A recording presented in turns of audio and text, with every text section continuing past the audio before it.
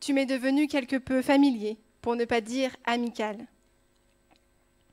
Aujourd'hui, à travers cette lettre, j'aimerais rendre témoignage de l'œuvre de l'Esprit Saint dans la compagnie de Jésus, avec mon humble regard, mes quelques rencontres et mes différentes expériences avec tes compagnons.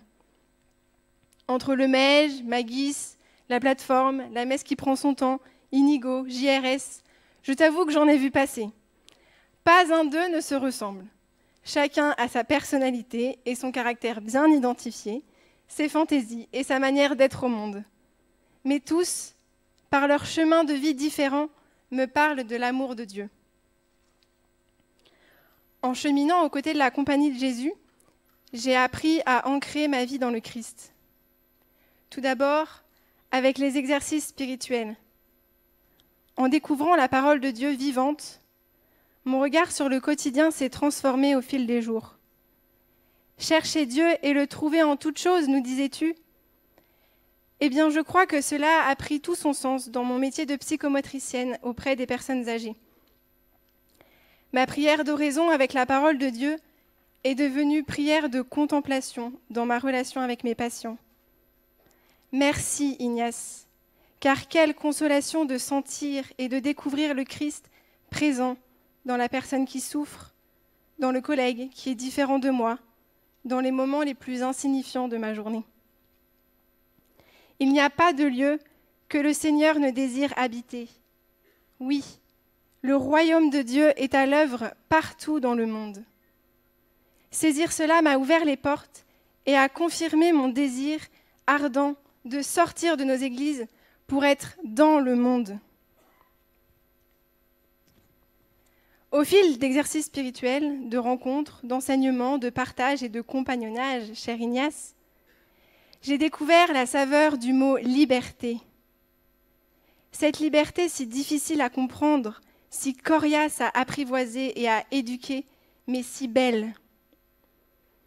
Cette saveur de liberté, je la goûte lorsque j'accepte l'invitation du Seigneur à devenir moi-même et à investir pleinement la vie qu'il m'offre.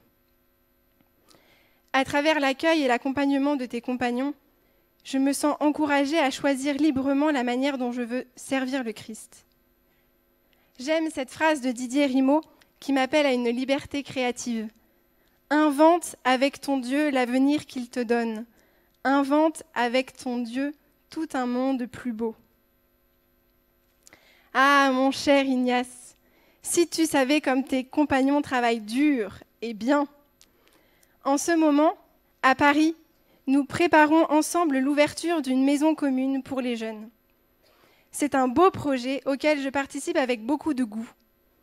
Et je suis touchée de voir la confiance que nous accordent les jésuites, à nous les jeunes, dans l'élaboration de cette maison. Cette confiance me donne d'oser prendre des responsabilités, être créative et audacieuse pour aller jusqu'au fond de ce que nous portons en nous, nos rêves, nos convictions, nos désirs. C'est une confiance stimulante, une confiance qui fait grandir, une confiance qui me parle de Dieu et qui rend libre. À travers tous les différents projets que j'ai vécus ou organisés avec les jésuites, j'ai toujours été saisie par ce sentiment que j'éprouve d'être en famille. C'est toi, Ignace, qui nous invitais à parler familièrement des choses de Dieu ? Eh bien, sois rassuré, certains de tes compagnons en ont fait une tradition. Tu sais, Ignace, des amis jésuites me répètent souvent avec humour « Anne-Claire, les jésuites, ça te passera ». Ils ont probablement raison, et cela me donne une bonne saveur de liberté que de les entendre me le dire. Car j'entends cela non pas comme un appel à chercher une autre terre familière, mais avant tout comme une vigilance à ne pas rester enfermée dans mon petit monde confortable et à oser aller m'engager ailleurs. Mais pour le moment, ce que je vis avec la compagnie de Jésus me nourrit profondément et me fait grandir dans ma foi et dans mon humanité. Alors j'y demeure pour un temps encore, et un jour je lèverai l'ancre pour passer vers l'autre rive. Mais au fond, je crois que toujours la compagnie de Jésus, et plus largement la famille ignatienne, restera ma famille, ce puits auprès duquel je viens m'abreuver, cette montagne pour me reposer, cette maison pour être simplement. J'achève cette lettre avec beaucoup d'émotion et d'affection pour toi, Ignace, pour ta folie de Dieu et ton obsessionnelle humanité.